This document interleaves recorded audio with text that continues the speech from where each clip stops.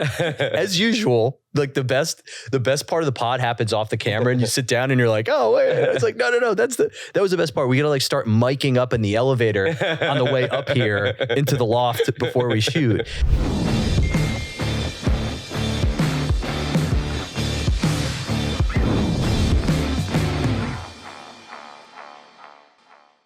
So number one, we're both based in Miami. Yeah. Okay. And then we meet here in New York, which is great. And the comedy about Miami, of course, is that it had this huge crypto moment where it was like going to be the crypto beach. And then obviously what happened. We were going to have FTX Arena. It's a fucking disaster. But you just said something that I haven't heard anyone say. You're like, hey, it's like any big and emerging industry, any big and emerging tech, it's like, yeah, well, there's going to be some screw ups. It doesn't destroy the entire industry as a whole. And you just, I want you to use that example again, used it as if it was a teenager. Tell me how you look at this, because I think an industry or a company, the process of maturing is similar to how a human being grow up. Mm-hmm. I mean, you're going to do some dumb things and try new things as a teenager, and hopefully you're going to mature into a more responsible adult and then a professional and have a productive life. Mm-hmm. No one is going to expect a 13-year-old boy to be perfectly disciplined and go home and balance their checkbook. And very much in the same way, I think that the phase of crypto and tokenization and the retail penetration of finance is going through that teenage years of finance. But I can see very clearly that the more mature years of future is ahead. Okay. Yeah. That's interesting, because even, I think long-term about this tech, and I think about, okay, there's a reason why we had this quick onboarding. Everyone was involved, and then there's this blow up. And then, quite frankly, you don't even hear the C word crypto in Miami anymore. It's like, I don't hear anyone talking about it, because it was the biggest joke. You'd sit down at a hotel or on a beach and just crypto. And now you don't hear it at all anymore. In fact, when we talk to partners, I don't even use the word blockchain or crypto anymore. I use digitization. Right. Because the technology is going to be, or already has been, transformative. You can fractionalize anything. You can automate anything. You can facilitate a transfer of $2 from Vietnam to Miami with a cent or two in fee. Things you couldn't do a few years ago with the traditional banking system. It's that aspect of the technology that I think is, unfortunately, for a moment in time, get conflated with like the Dogecoin of the world. Yep, which is now the logo for Twitter. It's refreshed it. I'm like, oh God.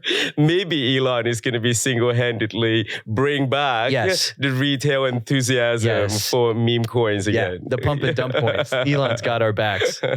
Yeah, it's funny because, again, when we were on the way up here, it's like you look at what's happening in Miami, and it seemed like that was the way that Miami was going to become this digital first city. And obviously what happened with FTX happened, and there's just been a lot of egg on everyone's face in that space. But, Miami hasn't gone anywhere. In fact, it's still attracting top talent. It's getting more serious and bigger. Obviously, we're here in New York. We're shooting the podcast in New York. We're in the, this is the OG land of building big and bad companies. But there's something happening to Miami still. You know what I love about Miami and the current Mayor Suarez? I think he has a very entrepreneurial startup approach toward building and governing a city.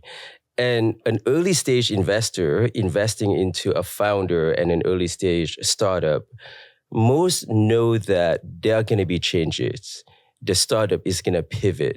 They back the principle, the intention, the entrepreneurial approach, and the resiliency. And I see that in the mayor and how Miami has proven itself. I'll give you one example. Back in 2020, I was like, guys, some of our operations are Web3, and many of our team members would prefer to get paid in crypto assets, Bitcoin, Ethereum. Our HR department said, no way, no how. 3 months later, the mayor said, I'm going to accept my compensation in Bitcoin. And I think it's that kind of entrepreneurialism that you rarely see in the public sector. Right. Because they're willing to change and experiment, which I believe change and experiment are the dirtiest words in politics, right? It's like, well, no, we're going to do it exactly how we did it yesterday. Oh, and it didn't work yesterday. It didn't work at all yesterday. In fact, it screwed us up yesterday. But we're going to stick with that game plan. Iteration, changes, experimenting. I think that's the fabric of life. If you haven't noticed, things that don't change a lot are just kind of dead. I mean, things that do change, trees, birds, compared to tables and sofa. Yeah. And they're comparable version of that, I think, in the world as well. I'm all for changes. Oh yeah. Well, look, the Really Rich podcast, the whole, like, if I was to like lasso up the whole podcast and say, like, what is this really about? To me, the podcast is about how iteration is the driving force and why everyone, no matter what you're doing, if you're trying to start a tech company, if you're trying to learn how to skateboard, if you're just trying to cook a better, pasta bolognese on the stove, iteration is what allows you to get and achieve what you want out of life. And that's kind of why I'm here. I love that word, iteration. I actually don't hear it enough. And in fact, the notion of innovation is just the process of iterating and finding the right solution for the right problem. Yeah. I mean, so obviously I had kind of in this marathon filming day, and I always love to hear, how did you get to the company? Because you guys are, your valuation is enormous. You've raised hundreds of millions of dollars, right? So how do you talk about iteration. How do you go from, you had a background in law, like how did you tilt and turn and find yourself building Republic.com? How did that come about? Like, where was the first kernel of this company? I actually have never thought of my story as a process of iteration. But now that I think about it, it is. And what have I been iterating?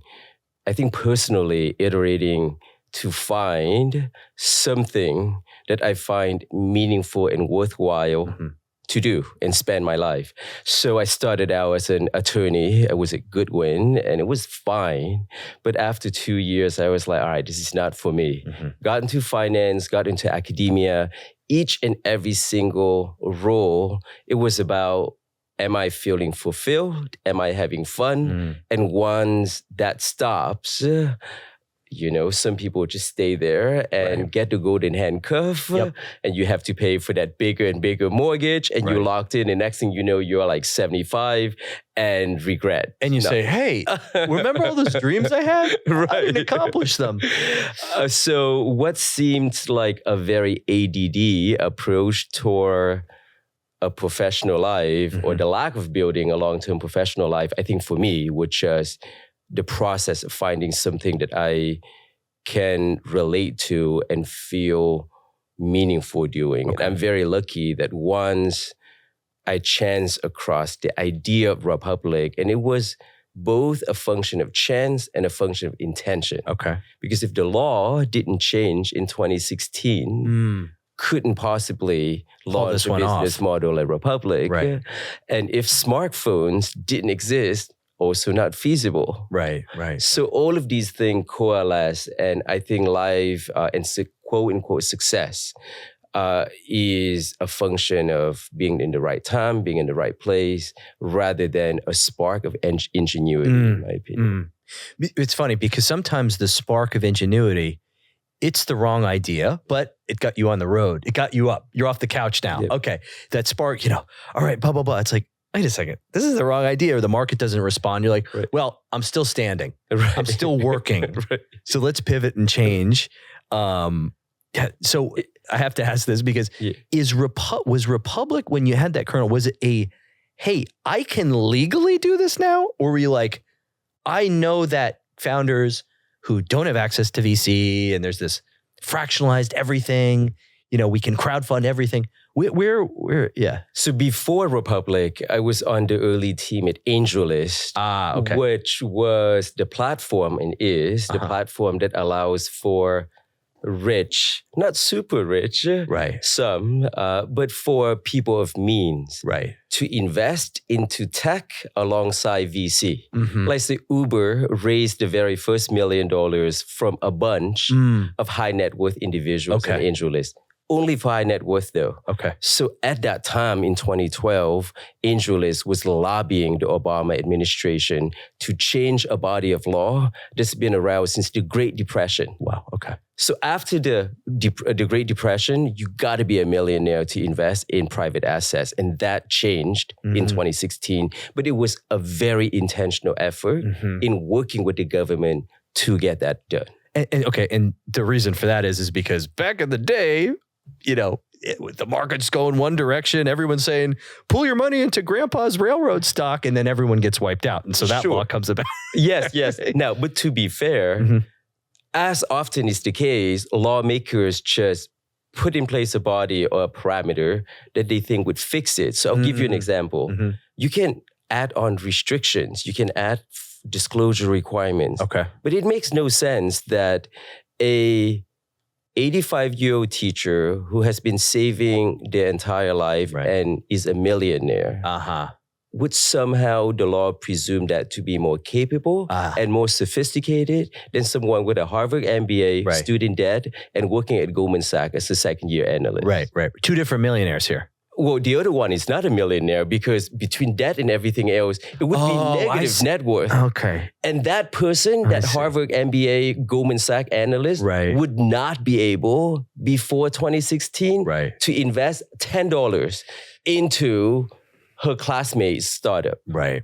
I mean, it makes no sense. Right. Every single year, $100 billion lost at the casino in Vegas, predominantly from average, average Joes. Correct. Yeah. And lottery tickets, another $80 billion. So, and how often do we buy things for $20 and $50 that we don't wear? Right. So preventing access to private markets made no sense. And the Obama administration agreed, and then the Trump administration agreed, and that has changed.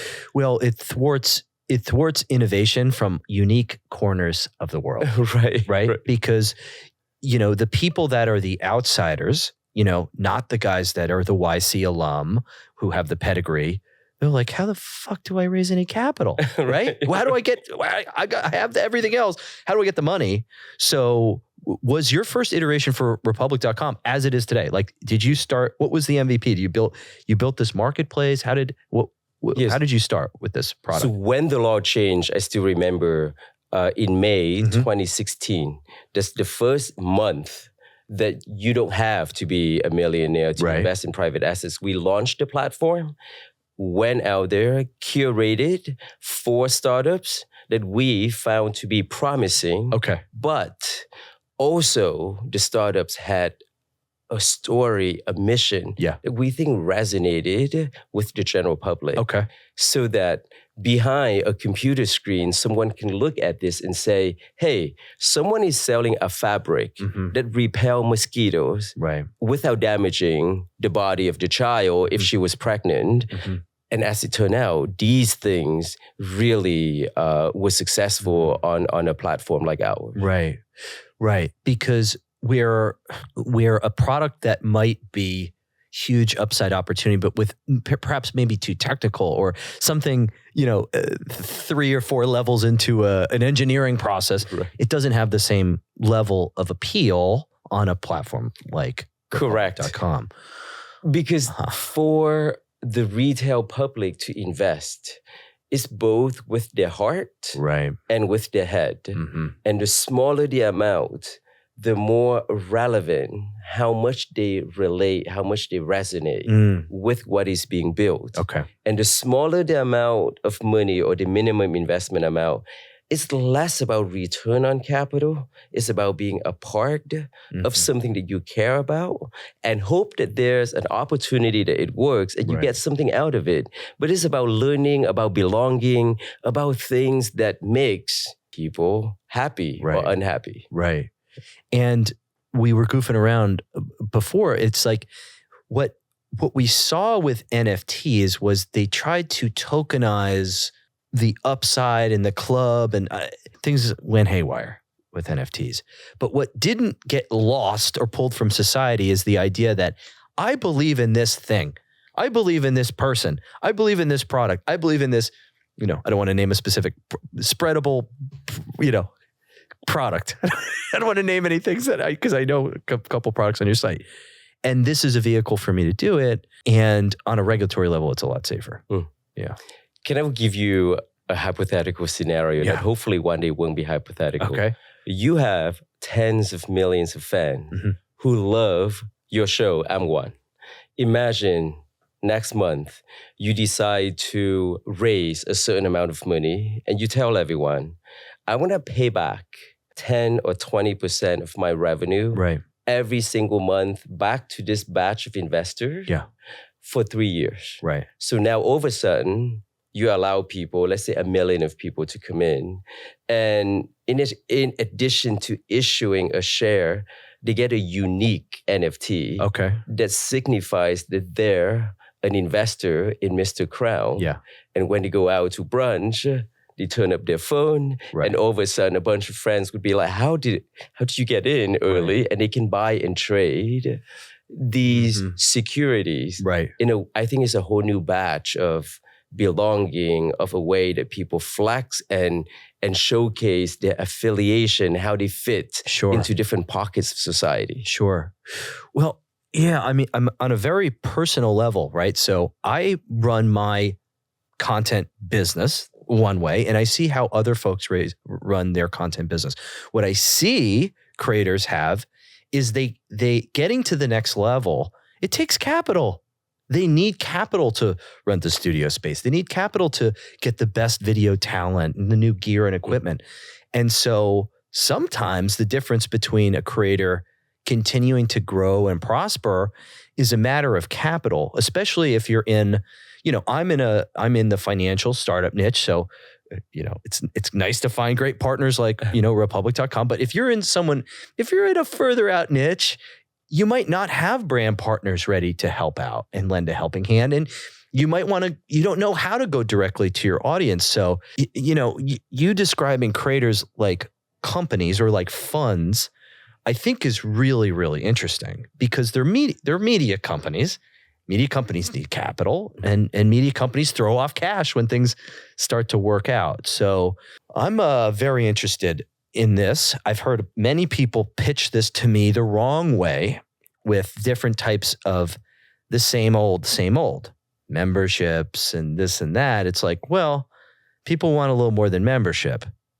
People want a belonging. People want return. Some upside, some economics. Yeah. And the moment that you have upside economics, or for that matter, any instrument that has variable pricing, indeed, most tokens out there are very likely deemed to be securities. I mean, by a stroke of luck, I started out my career as a securities attorney, and that became very relevant. But compliance, and it's feasible, is completely doable in the US and outside to reach a large community of retail fans and followers and users and be compliant with securities law. And I think that's one of the misconceptions that major influencers may have about community engagement through equity. Yeah.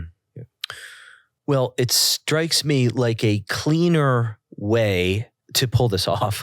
I mean, it's, In fact, I really think that the future of finance, of venture capital, is going to be community funded.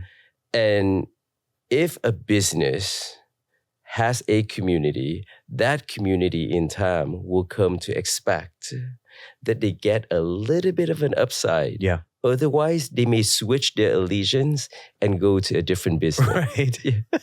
So Uber and Lyft, as an example, I think the next Uber or the next Lyft would give their first adopters a little skin in the game. They can give away even, a share, half a share. This is, this is cascading into all of the volume of impressions on social media is driven by professional content creators. Like it or not, mom and grandma post maybe once a week, maybe once a month. Right. We'll see that. But really, the volume of content is being driven by professional creators. Now, what the phenomenon is, and this is, in my opinion, the breaking point or the inflection point of what's going to happen in social media is the people creating the content, they withdraw, I believe, about 1% of the value they create from social media platforms. It varies by platform. I'm not going to name who's better and who's worse, but we pull about 1% of the whole 100% that we create. Scary, because at some point you're like, what the fuck am I doing this for? And the other 99% would go to... Back to the platform. The platform's warehouse, I strongly believe most of the value created by the content. Now, what you see with certain platforms is they, in this similar way, they return a little bit. The historical model is the YouTube long form model. They return a little bit of the ad revenue. That's great. The world's moving into short form. The reason we know each other is from short form, right? Short form, and that's, kind of my thing. I love 30-second clips. It's just what I do, right? In the long form, okay, we get a little value back. But in the short form, we get 1% of value back. That is problematic for the longevity of the industry because unbelievably scary. The general public saying, I like this, I want more of this. And the platforms are saying, well, we don't know how to monetize it. So we might not give anything back to the people filling your feed with funny, informative, whatever you're into, videos. And this is one way that you've described that I think would be a meaningful solution. And I think, I'm sure there will be other platforms if the existing platforms don't change the business model to make it more compelling. But for the largest influencers, creators, I think there are already existing mechanisms by which you can, I believe, grow with the community, earn more, much more than just that 1%, and perhaps share the remaining value back to the community and scale in that fashion. I love that. I love that so much because then you're really winning together. You know what I mean? One thing that always struck me, it never sat right with me, was the big YouTuber going from the garage to the house to the mansion to the Lamborghini and showing it off because his audience is how he got there. Right. And that always sat weird with me. I'm like, we paid for that Lamborghini, you asshole. But I guess that also motivates people to be like, hey, I want to be like him. Exactly. But wouldn't it be cool if he was like, yeah, I got this house in the mansion. And by the way, guys, I'm sharing a little bit back with you. Yeah. A tiny percent, but hey, we're all in this together and this is a community effort. I mean, what could be more fun than that? Because then it's like, then you're even further aligned to enjoy the content, we are also pushing new frontier in the music financing world.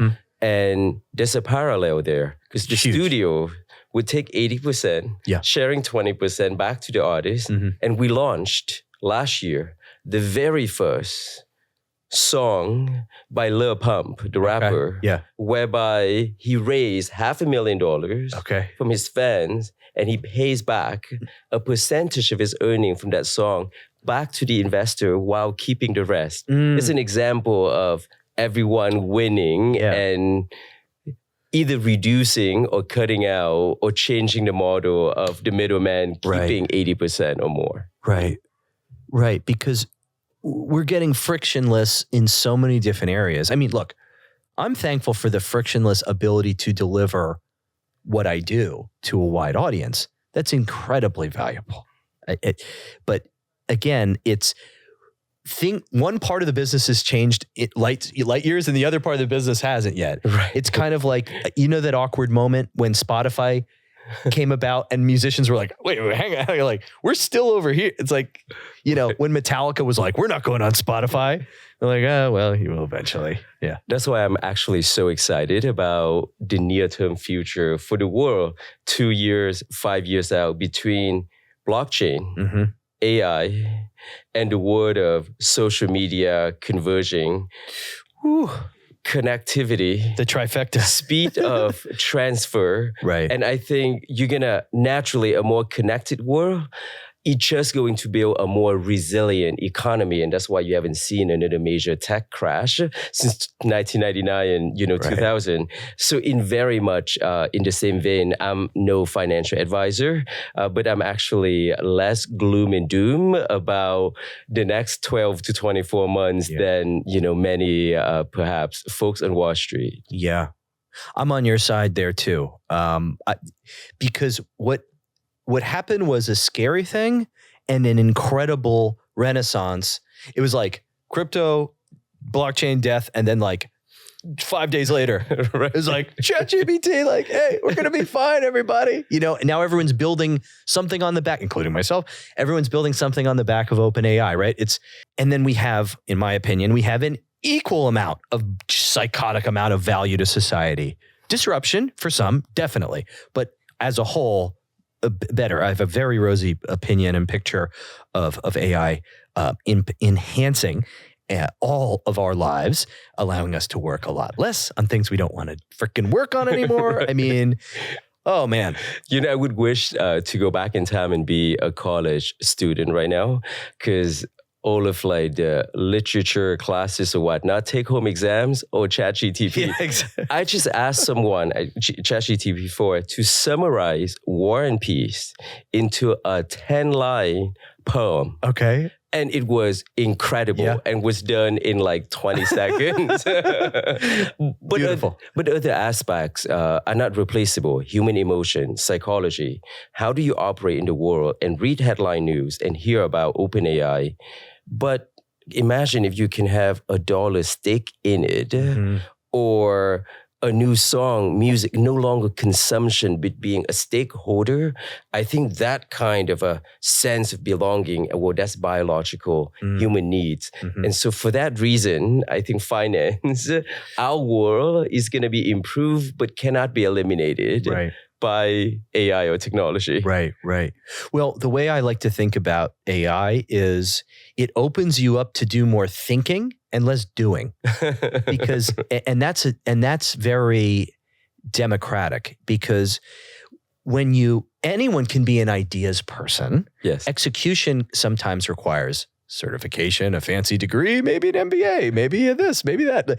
Now it's like, well, no, you know what you need to do. If you can engineer the prompt, you can get it done really fast. And you don't have to go to a great school to do it. And I don't think you should have to go to a great school to do a lot of these different things. And, agreed. Don't kill me as a former chief counsel, but I had to draft a legal document really fast.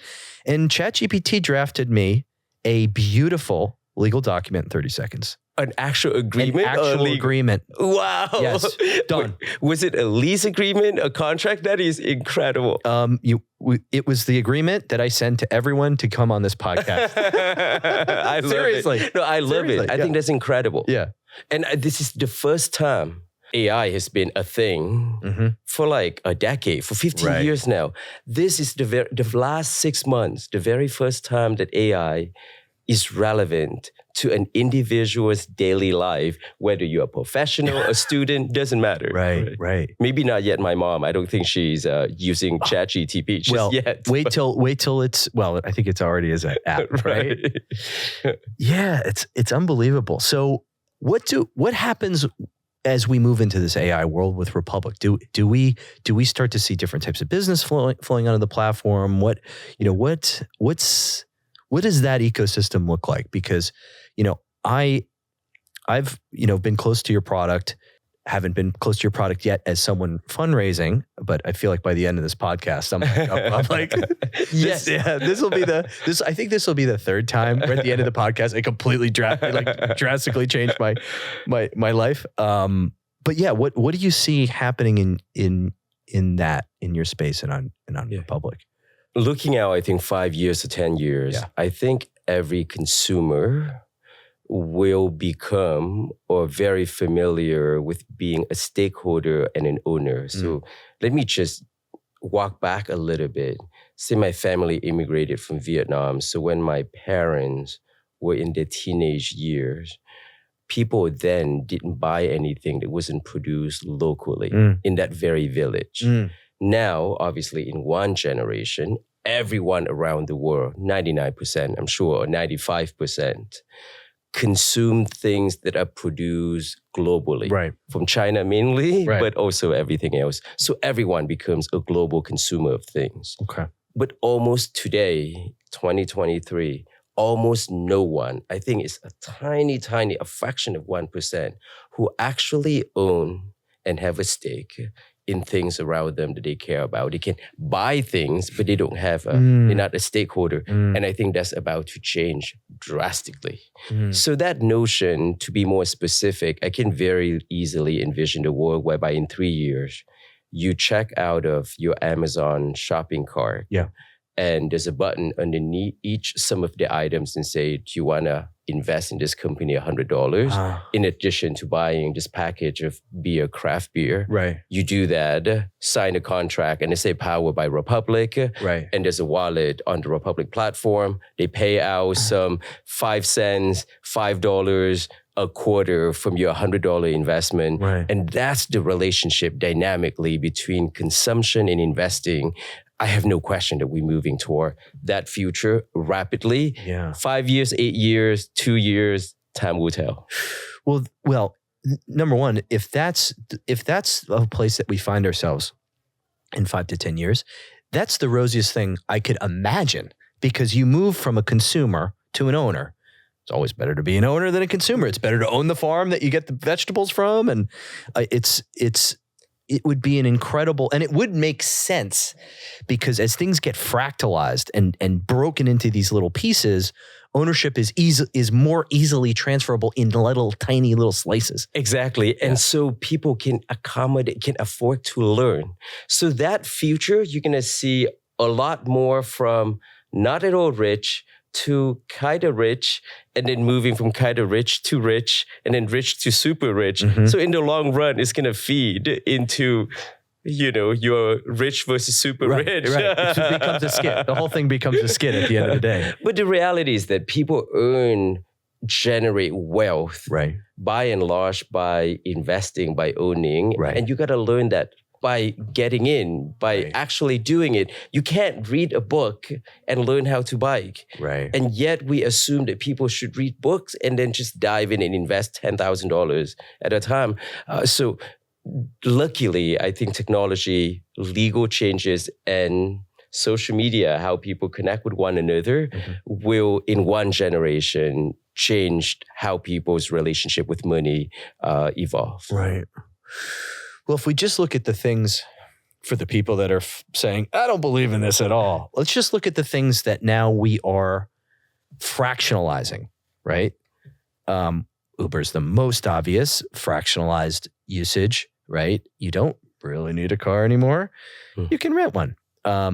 You can rent a house and a vacation property. Airbnb is like the oldest news in town. It's like, well, why doesn't this get continually squashed and granulized into things that you just haven't thought about? Right. Yeah. I'll use 2 examples for anyone who doubts that we actually squarely already in the first inning, not talking about the game, but already in the game. On our platform, on Republic, at one point, not in this particular moment, but a couple months ago, you could invest $200 in a residential condo in Brickell, Miami, or here in New York. You know how residential home ownership is pretty much out of reach for everyone. Right.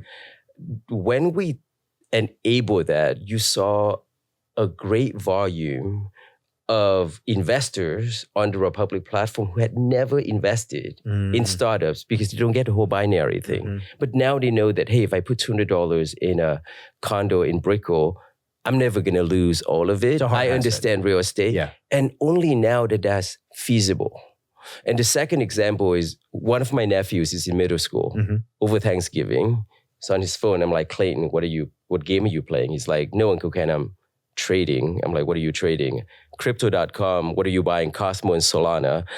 I'm sure the kid lost some money now compared to 6 months ago. Come on, we got to see his portfolio. At the time, it was $820 some odd. And probably now, you know that he now as in middle school is more savvy than I was when I graduated from law school working at Nguyen Proctor. Right. So it changes people's relationship. It already has. The question is, it takes media, entertainment, and influencers to make that more relatable and capture people's attention span. Because that's the way that the general public, I guess, gets introduced to these fringe and newer ideas. Man, I hate to use the example, but in the NFT world, I guess you could say that like the Paul brothers were driving the train on this all the eyeballs headed over there because look, crypto. Everyone thinks like crypto's like a new thing. It's like crypto's been around for quite a while, right? And it's just in the recent memory that things went parabolic and then crashed in the tulip shaped curve, right? Potentially driven social media. And I think people are too quick to judge on whether something is good or bad. All right, it's bad if, grandma put all of her saving into an NFT promoted by Jake Paul, but I don't know if there's even a single instance of that. Have people considered the benefit of maybe 10,000 kids in inner school that all of a sudden now take an interest in new technology and learn what non-fungible token even means? The social benefits, I think, are not so easy to just fit a bucket of good or bad. I think it's an evolution, and we gotta go with the flow and guide and see how changes are about to come and build with the right intention. And I think if everyone does so, it's gonna be an optimistic future that we're gonna be living in. Yeah, well, that's really interesting because I don't know what the equivalent would be because when I graduated from college, not left, but I graduated. Hello, everybody. When I graduated from college in 2008, perfect timing, financial crisis, I was going to Wall Street. All my friends were going to Wall Street. That's just what we were going to do. But not the whole world wasn't going to Wall Street. Right. At the same way that the whole world was trading NFTs and crypto.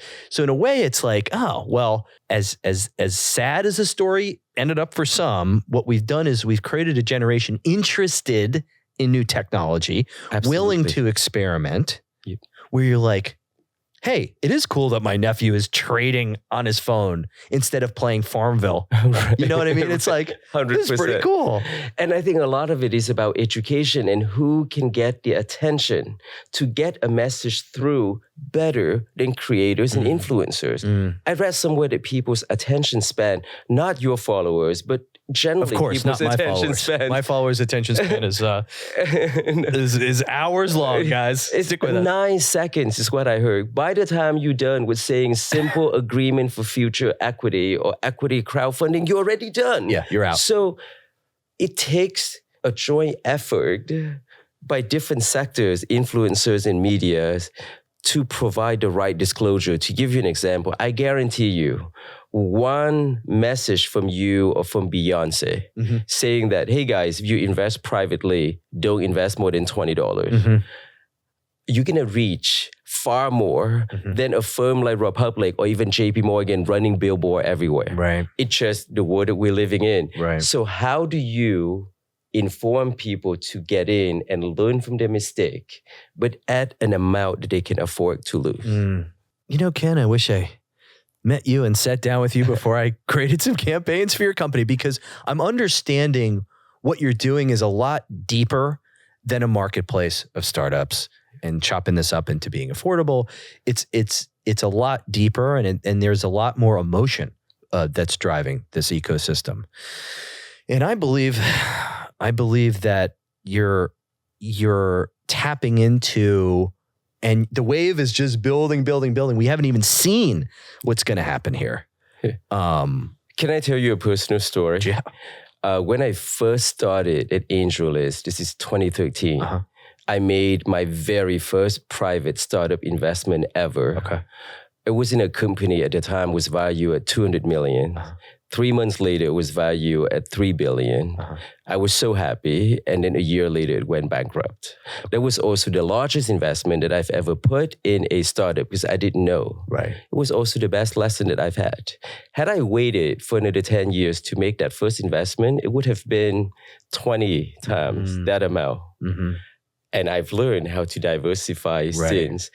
So if there's one I think one view, one message or misconception that people have about, oh God, are you going to open up highly illiquid, risky assets to people who don't know anything? Mm-hmm. How are they going to learn if they don't get in in small amounts? Right.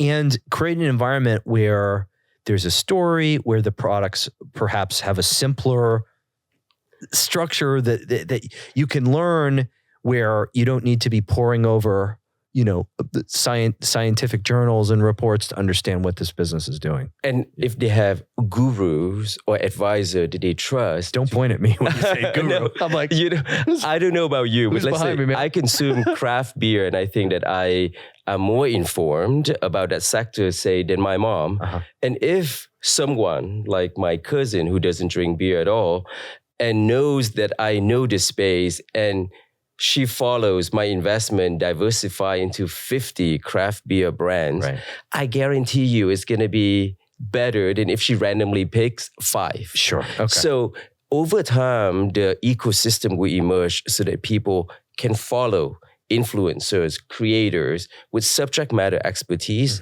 and participate. Where do we go? I'm like, I'm just going to ask you the most complex question I have in my whole life. It's like, where does the content creator, where does the voice go after social I'll tell you what I'm doing after I hopefully get the most amazing answer and I can just write it down in my notebook and I'm good to go.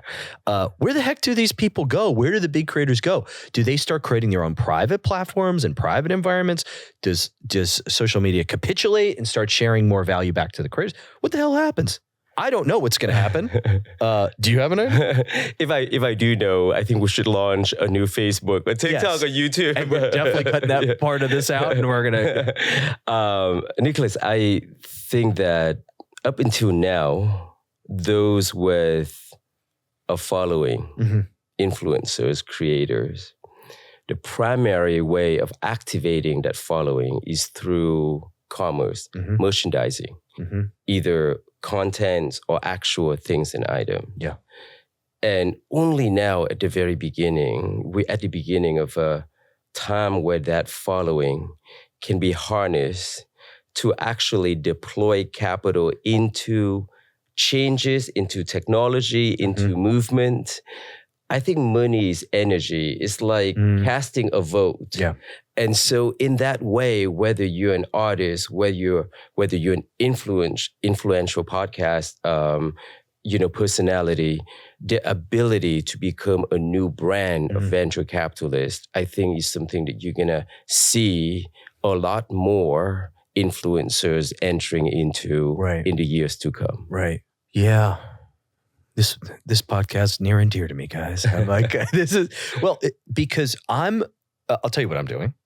I'm going, instead of going upstream in tech, I'm doing that too, but my next big thing is going old school. I signed a major book deal. And I'm going to write, I have the whole thing structured out. Don't worry, editors, if you're listening, it's going to be done when I sign off the contract. I'm going to pack basically the principles that I talk about into a book, audiobook, ebook, whatever. And then I'm going back upstream to more digital and tech solutions, because I think at least from my standpoint here in the financial creator startup space, it's like, okay, you've garnered this huge audience really rapidly, but we got to make sure the foundation is there. Where in traditional media, you become a voice through, number one, a lot slower. And I'm impatient, so I'm glad I didn't have to wait that long. But there's some basis, right? And so I'm going back and I'm making sure I'm checking all the boxes in my brand. And again, could I have self-published the book and made fucking 10 times more money? You bet. You bet, Ken. But I'm publishing it traditionally through top 5 publisher to go through and build the credibility, old school, and then return upstream. I'm calling it upstream. What I mean is just more tech to build those products. And that's where I'm headed next, which I think is it's a unique, people are like, are you crazy? You're going to freaking have to write a book. And I'm like, well, this is how I know the next thing we do has some gravity to it, because I'm going to distill the way that I think and the whole reason why I think people were captured by the rich versus really rich kids into this book that can help, that hopefully can be a guidebook and a toolkit for people to think a little clearer about how to get what they want, and staying humble as well. I really mean it. What you do and the message, how the messages are crafted and delivered is so central to the Republic's view of what it takes to truly democratize finance and popularize finance. Count me in for a 300 book order. I got you. Signed. Every single employee at Republic, I mean, most of us are such huge fans, and those who are in the Philippines who don't know about you yet or haven't will receive a copy of the book. But who delivers the message matters a great deal in how to get that message through, and doing that at scale itself is a parallel and necessary component of the future of finance that we believe in. It's funny. Finance is the last industry that you would think would take on this softer, warmer community side, and coming from the cold, steel mill of Wall Street, the trading floor, I shouldn't believe it. But I do believe it because it's irrefutable. And if you look at the evidence, and if you look at the way that everyone adopted NFTs and the communities around NFTs, which again, some of these projects were great, some of these projects were terrible. Right. But now we bring some seriousness to this deal. We hand back a piece of what we're working on back to our audience. I don't know, man. I'm starting to see the future a little bit clearer right now. You know the notion of crowdfinancing. We're sitting here in New York. The Statue of Liberty was crowdfinanced because they ran out of money. Really? And so they put an ad in the Times at the time to get money in.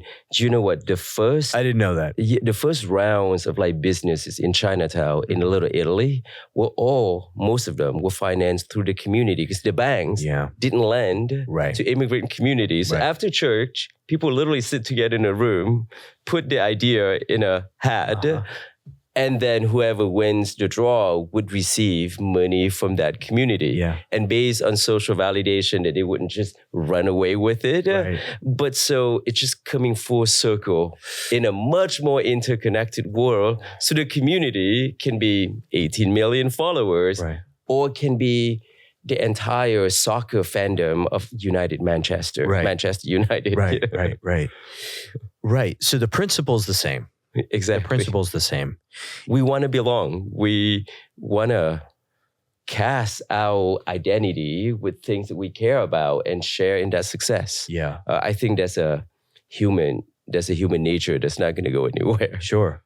Well, look, we're shooting this podcast on top of Chinatown, and if you haven't been to New York, for those who haven't come to New York yet, come on down and check it out, because you go through these neighborhoods and you're like, how the fuck is this? There's English and Chinese everywhere. Right. You're like, I don't understand how this is possible. Right. But then you realize the community funding, the community roots of this neighborhood, turns out they're still here and they're still strong, no matter what. I'm not going to name any hedge funds or whatever. No matter what, whoever wants to sink their teeth into this neighborhood, they can't. Right. They can't. It's so deep and it's so connected. But the crazy thing is, when the community, when your user becomes stakeholders, it also adds enterprise value to the largest. I'll give you one example. Revolut is a neobank in Europe. Last raised at over $33 billion in valuation, led by SoftBank. The few years before that, they raised from the customer $5 million. Okay. So that 10,000 customers would go out and evangelize that, hey, we're an investor in this company and they're so excited. And that community amplification value is like marketing, evangelism that was widely attributed to this enterprise growth. And who benefited from it also? SoftBank. And if BlackRock invested in it, they would have benefited as well. So it truly is best, it is good, adds value for everyone up and down the financial stack. Right. Well, just in terms of marketing dollars and cents, right? So word of mouth moves virally, whereas Facebook ads don't. $1 in, $1 out, or hopefully $1 in, $3 out. You would know better. I'm not too familiar with Facebook ads. Well, you're lucky. Consider yourself lucky. The idea is that if you are building a business or you've built a community that's so strong that Joe tells Paul and Paul tells Susie, it's like that moves in a viral J-shaped curve. And there's no other way to do that besides word of mouth. And that's how you stick around, and that's how you grow really, really fast. If I invested $50 in Absolute Vodka, that's what you're going to get for New Year's, for Christmas, for Chinese New Year, you name it. Right. And I'm going to tell everyone that I am an investor. You don't need to know how much I invested. I'm an investor. Right. It's like, what's the oldest? The oldest thing, it's even in, I don't know if you're a fan of Rocky movies, the boxing Rocky movie. Anyway. Somewhat. Okay. Well, I don't need to weird. I like that he's a survivor. Yes, yes, exactly. The whole thing with when Rocky retires, he opens up Adrian's restaurant, and it has a little piece of the story as this restaurant. It's the same thing where celebrities, damn it, it's all connected. It's all connecting now. It's like, how many celebrities now are owners in spirits or sporting or whatever than there were in the past? But like, Marilyn Monroe didn't have her own tequila brand, right? There wasn't Monroe agave, right? And this jives very well with this entire story. And I think Paul Newman in Popcorn, or is that George Clooney in Casamigo, and over time, their investment in entrepreneurial affiliation and career may be just as big as their media career. Bigger, let's be honest. But that's how I think, that's a reach through commerce. Right. And now they can, each and every single person with a following, with influence, can theoretically, if they're interested in investing in finance, can build a brand in venture capital. Right. And wouldn't it be cool if you went to the store and you bought the whatever Clooney's, I don't know how much that guy exited for, some psychotic amount, but Casamigos, right? Okay. If you were getting a little tiny little check in the mail from Casamigos and you say, I can't think of a better way to evangelize a customer base than that. You would not go off and buy a bottle of Casa Azul, even though it's supposedly even higher end, right? Right. And even more, if on your phone there's a NFT that shows a photo of that brand of Casamigo or that particular product, and every single month you receive 25 cents, $1.70 on stable coin into your wallet. As earning payout from the gross proceeds, you will probably be pumping that Casamigo product pretty hard. Yeah. It's like what with the Tupperware parties back in the day. You're like, hi everybody. Look, you have to have this Tupperware. It keeps the casserole, whatever. You know how it's funny how the more things change, the more they stay the same. All of these elements of profit sharing, community financing, just redux, but more effective in that scale. Right. Yeah. Let me tell you, Ken, you should occasionally take a look at the comment section in my. There's a small group of people who think that things are going to get worse. Yeah. There's a small group of people that think everything is going maximal to a few stakeholders. And I don't see that happening. I don't. On the ground level, I see more people getting access to more powerful tools, cheaper than ever before. I see more power coming back to the individual than to the collective. I think at the end of the day, very much trying to stay true to my general thesis that things are not objectively good or bad, or desirable or not. It just that depends on who you are and your constitution, your likes and dislikes. Pick a mode that resonate with it. So if someone is extremely risk averse and is sitting home very nervous right now, maybe sitting on a stack of $100 bills would make the person happy. But if you believe in a changing world, if you believe in momentum and energy, creating more energy, and if you're an optimist, then even with 50 cents, I would say most people in the US, even homeless folks, $1 is likely affordable to most. Wouldn't you want to at least participate and try out a technology or a product or buy a crypto asset just to learn what it is? Or do you want to stay on the sideline of the conversation? So to each their own, but I think that's how one should look at it. Yeah, that's really interesting. And I guess that is at first principles what happened with NFTs and crypto and the fringe tokens is I want to be part of the conversation around the dinner table, at the bar, at the restaurant, wherever. But then there was also greed, which is I wanted to be, but I also want to make $1 million overnight. For doing absolutely nothing. Right. Yeah. And so as long as you're aware of that risk, there's also nothing wrong with that. Right. It's when greed and being ill-informed start to play together in the sandbox. But then those examples in turn create headline news and educate many more so that the new generation would learn from it. Right. So objectively, what is net good or bad? I think it's just an evolving, changing world, and each would just follow the best of intention is the way to live. Yeah. And the way to build. I love it, man. You're as optimistic. You're actually more optimistic than me. And now I'm even seeing new paths to optimism here. Because basically the model here is with crisis, we learn. Yes. With additional crisis, we learn more. Yes. And with more crisis, we get stronger. And that starts to sound like iteration a little bit because we're learning and we're shifting. We're saying, a little more regulation there, a little less there. You know what I mean? Yeah.